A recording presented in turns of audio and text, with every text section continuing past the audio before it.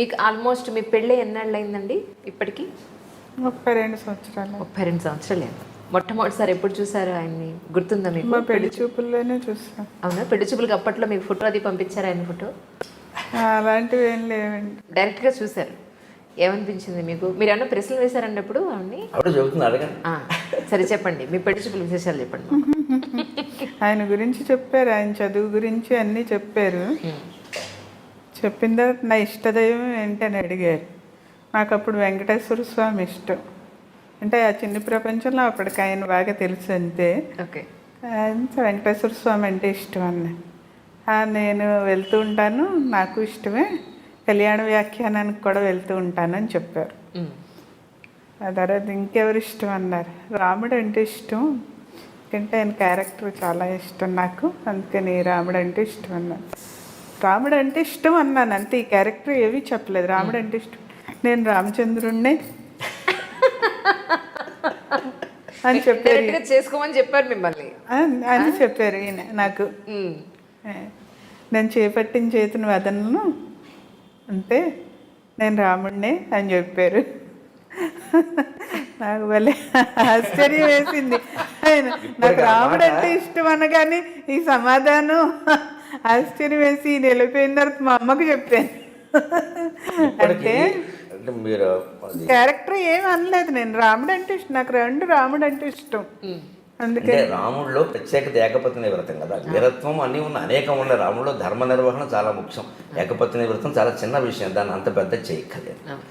పైగా నిజానికి ఆనాటి క్షత్రియులు రాజుల్లో ఏకపత్ని వ్రతం అనేది అంత గొప్పగా చెప్పుకోవాల్సిన విషయం కాదు. ఇప్పుడు ఎక్కువ మంది భార్యలు ఉన్న వాళ్ళు దేశాన్ని నేను దోచుకుతాను లేదు అంటే మీరు సమర్థిస్తున్నారు. దాని గురించి దానికి దీనికి సంబంధం లేదు. పరిపాలన, రాజు అన్నాక పరిపాలన ముఖ్యం, కానీ ఆయన ఇద్దరు ముగ్గురు చేసుకోవడం అనేది పెద్ద విషయం కాదు. మీరు రాజు పాయింట్ ఆఫ్ వ్యూలో చెప్తున్నారు, మరి రాణుల పాయింట్ ఆఫ్ వ్యూలో చెప్పరా? వేరే విషయం. ఆ మాటకు వస్తే తగాదాలకు వీళ్ళు ఎక్కువ మందిని చేసుకోవడమే కారణం. లేకపోతే ఎందుకు తగాదాలు వస్తాయి? దశరథుడు కైకైన స్వార్థపరురాలు అంటారు, కానీ దశరథుల కారణంగా ఆవిడ అయింది, లేకపోతే ఎందుకు అవుతుంది? అది వేరే విషయం. కానీ రాముడిలో ధర్మ నిర్వహణ ఇవన్నీ. కానీ స్త్రీలు రామచంద్రమూర్తిని ఇష్టపడ్డారు అంటే నాకు కలిగిన అభిప్రాయం ఏంటంటే ఏకపత్ని వ్రతం వల్లే ఇష్టపడతారు. పరిపాలన, ధర్మ నిర్వహణ వారికి ఎందుకు అనిపిస్తుంది? అది వీరత్వం ఇవన్నీ కాదు. మనిషి గీటు దాటడు. నేను ఆ రోజు ఓ ప్రమాణపూర్వకంగానే అన్నా, ఖచ్చితంగా మీరు అటువంటి రాముడినే చూస్తానన్నా. ఆ నచ్చిన క్వాలిటీ ఉంటే నాకు అర్థమైంది. ఆ మాట ఇప్పుడు ఈ మధ్య కూడా 15 రోజుల క్రితం నేను అలాగే చూస్తున్నాను అనుకుంది. ఎందుకంటే ఇప్పుడు నేనున్న రంగానికి, ఇంతకుముందున్న అవధాన రంగానికి, అప్పటి నా వయస్సుకి, నాకున్న ఆదాయానికి, నాకున్న పేరు ప్రఖ్యాతులకి ఎన్ని రకాల వెనకాల చాపల్యాలకు అవకాశం ఉంటుందో ఊహించడం. చాలా దెబ్బతిన్న వాళ్ళు ఉన్నారు, ఇబ్బందులు పడి తప్పుకున్నవాడు ఉన్నారు. ఆ భయం సహజంగా భార్యకు ఉంటుంది, నాకు ఉంటుంది ఎప్పటికప్పుడు. కొన్ని సందర్భాల్లో నేను మా అమ్మవారి దగ్గర అమ్మ నన్ను కాపాడని ఒత్తుకున్న సందర్భాలు ఉన్నాయి. అంటే మనస్సులోకి చెడు ఆలోచన రాకుండా కాపాడుతుంది. అది కూడా ఎప్పుడైనా మన మనస్సులో ఒక పొరపాటు ఆలోచన వచ్చినప్పుడు భగవంతుడి దగ్గర చెప్పుకోవచ్చు. ఇంకెక్కడ చెప్పుకుంటాం? నేనేమిటమ్మా నా స్థాయి, నాకు ఇలాంటి ఆలోచనలు వస్తున్నాయి అని ఎప్పుడైనా వస్తే కూడా ఒకసారి పాపకు చింతయంచు బలవంతముగా మరలింపనేటికిన్ పాపము పుణ్యమున్ పరమ పావని నీదు స్వరూపముంచు నీ పాపట పింద చెప్పినది భగవతమున దేవి. పాపము పుణ్యమున్ పరమ పావని నీదు స్వరూపముంచు నీ పాపట పింద చెప్పినది భగవతమున దేవి. ఈపయన్ చీపురు తోడ చిమ్మెదను చింతను చింతను గూర్చి చింతను. ఇలాంటి పద్యాలు తన్నుకుంటూ వచ్చాయంటే కారణం అది. అయితే నాకు గొప్ప నమ్మకం అమ్మవారి మీద, భగవంతుడి మీద. ఎందుకంటే ఈ పద్యం ఇలా చెప్పి నా మనస్సులో భావం అక్కడ కక్కగానే ఆ భావం దూరం అయిపోయింది. అంత గొప్పతనం ఉంది కలుగుతాం. భారం తీరిపోతుంది. చెప్పేశాం. ఆవిడ చూసుకుంది అలాగే. మనిషి తప్పుడోడు వేయకుండా, దిగజారిపోకుండా, ఇంత డబ్బు రాని ఏమి రాని, దాని మీద కాంక్ష లేకుండా, మాకు ఏమీ లోట్లేదు, భగవంతుడి దయవల్ల శుభ్రంగా ఉన్నా. పొలం ఉంది, ఇల్లు ఉంది, స్థలం ఉంది, డబ్బులు ఉన్నాయి, ఆవిడ బంగారం చూస్తున్నారుగా ఉంది, ఏమి లోట్లేదు. కానీ దాని మీద వ్యామోహం. ఇప్పుడన్నా అమ్మ నువ్వే దిక్కు లేదా భగవంతుడు నువ్వే దిక్కు అనే ఒక శరణాగతికి వచ్చిన సందర్భం కానీ, భగవంతుడు ఉన్నాడు అని అనిపించిన సందర్భం కానీ అనిపించిందండి? ఉన్నాడని ఎప్పుడు మొదటి నుంచి ఉందిగా నమ్మకం, దానికి ఉంది. కానీ నువ్వే దిక్కు, నువ్వు తప్పితే నన్ను ఎవరూ కాపాడలేరు అని 3-4 సందర్భాలు ఉన్నాయి. అన్నీ మనం బయటికి చెప్పగలిగినవి కాదు. కుటుంబ పరంగా ఉండొచ్చు, బయట సామాజికంగా ఉండొచ్చు. ముఖ్యంగా ఉద్యోగపరంగా నేను ఎదుర్కొన్న ఇబ్బందులు ఎక్కువ ఉన్నాయి. ఉద్యోగాలు తరచు మారాల్సి వచ్చింది. ఇక దోషం వారిదా నాదా ఆ చర్చ ఇప్పుడు అనవసరం. ఆ మార్పులో చాలా కంగారుగా ఉండేది. ఎప్పుడు పాపం తను సహకరిస్తూనే వచ్చింది, కానీ నాకు కంగారు ఉంటుంది కదా. అలాగే ఏదో పౌరుషానికి పోయి సొంతంగా కాలేజీ పెట్టాను, 2 ఎకరాలు. అటువంటిప్పుడు మరి ఎవరండి శరణం? ఎకరాలు ఎవరు కొంటారు? ఏదైనా కానీ నీ కనుపాపలు నమ్ముకున్నాను అని ఆ పద్యాలు చెప్పుకునే ఉన్నాను. ఒక సందర్భంలో బాగుందమ్మా సహస్రావధానం చేసినా కూడా నాకు సరైన డబ్బు రాలి. ఎందుకంటే ఎవరిని అనవలసిన పని లేదు, వసూలైందే అంత. వాళ్ళు ఏం చేస్తారు? ఆ అవధానం చేయించడమే చాలా గొప్ప విషయం. కాకినాడలో ఐడియల్ కాలేజీ లెక్చరర్లు చందాలు వేసుకుని చందాలు వసూలు చేసి జరిపించారు. అంతకంటే ఎక్కడ చేస్తారు? వారు నాకు చాలా మహోపకారం చేశారు. నేను సాహసం చేసింది నేనైనా వాళ్ళు నడిపించాలి కదా, మరి కార్యక్రమం నడిపించాలి.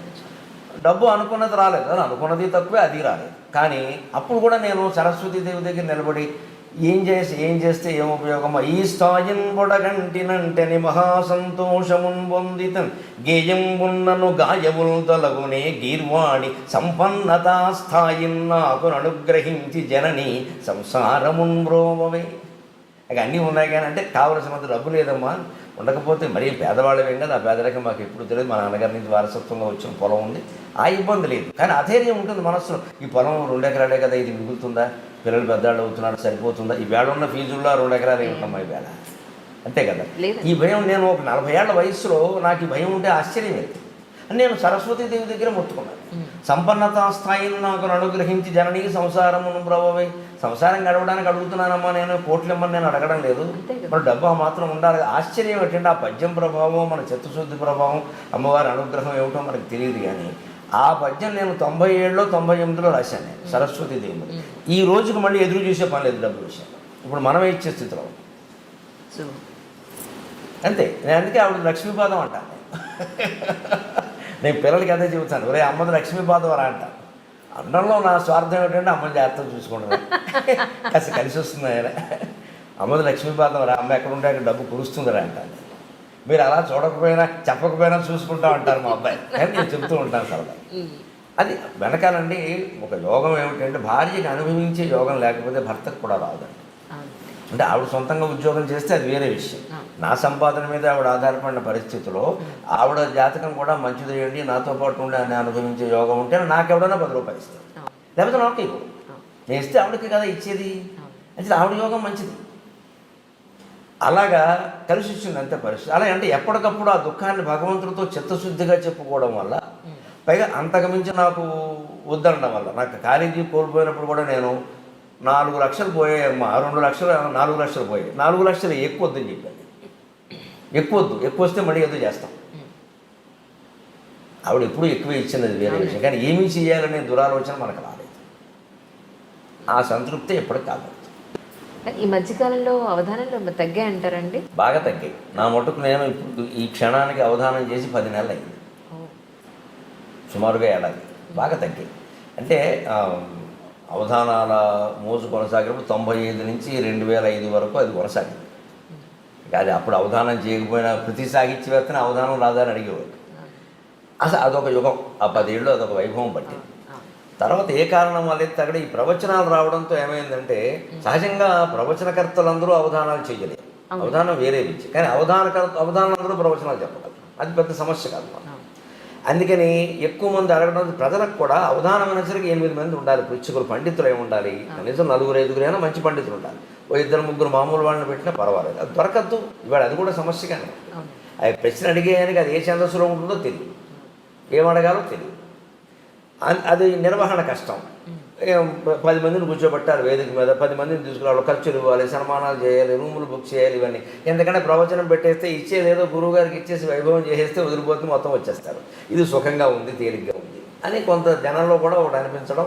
సరే ఏదైనా ఆ వైభవం ఇప్పుడు ప్రవచనానికి పట్టింది. మనం సరే ఎందుకైనా మంచిదని ముందు జాగ్రత్తలో ఉన్నాం కాబట్టి అటు ఇటు బాగా తగ్గిన మాట నిజం.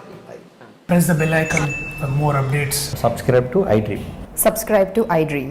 Please subscribe subscribe to iDream. Subscribe to iDream. Please subscribe to iDream. For more such videos, please subscribe to iDream. For more videos, please subscribe to iDream. And you're watching iDream Media. Please like, share, and subscribe to the channel. And don't forget to subscribe to iDream. Please subscribe iDream Media. Do subscribe to iDream. Subscribe to iDream Media. Do subscribe to iDream Media. Don't forget to subscribe. Click on the button below. Don't forget to subscribe to iDream.